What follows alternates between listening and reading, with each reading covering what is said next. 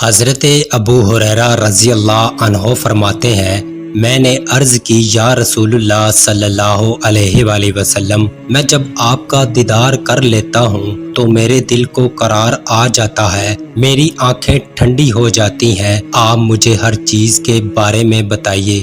آپ صلی اللہ علیہ وآلہ وسلم نے فرمایا، ہر چیز پانی سے بنائی گئی ہے۔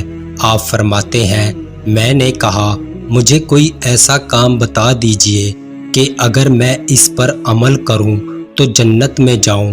آپ صلی اللہ علیہ وآلہ وسلم نے فرمایا، سلام کو عام کرو، کھانا کھلاؤ، صلہ رحمی کرو، رات کے جس پہر میں لوگ سو رہے ہوتے ہیں اس وقت عبادت کیا کرو، پھر تم سلامتی کے ساتھ جنت میں چلے جاؤ گے۔ حضرت ابو ہریرہ رضی اللہ عنہ فرماتے ہیں کہ رسول اللہ صلی اللہ علیہ وآلہ وسلم نے ارشاد فرمایا، جو ہمارے بچوں پر رحم نہیں کرتا اور ہمارے بڑوں کا احترام نہیں کرتا وہ ہم میں سے نہیں ہے۔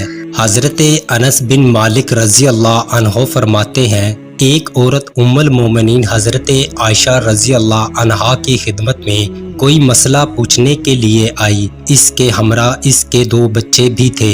ام المومنین نے اس کو 3 کھجوریں عطا کیں۔ اس نے دونوں بچوں کو ایک ایک کھجور دے دی اور ایک کھجور اپنے لیے رکھ لی۔ دونوں بچوں نے اپنی اپنی کھجوریں کھا لیں۔ اس عورت نے تیسری کھجور بھی توڑ کر دونوں کو آدھی آدھی دے دی اور خود کچھ نہ کھایا۔ نبی اکرم صلی اللہ علیہ وآلہ وسلم تشریف لائے تو ام المومنین نے حضور صلی اللہ علیہ وآلہ وسلم کو یہ واقعہ سنایا۔ آپ صلی اللہ علیہ وآلہ وسلم نے فرمایا، جو چیز تجھے اس عورت کی اچھی لگی ہے اللہ تعالیٰ اس کے اپنے بچوں پر رحم کرنے کی وجہ سے اس عورت پر رحم کرے گا۔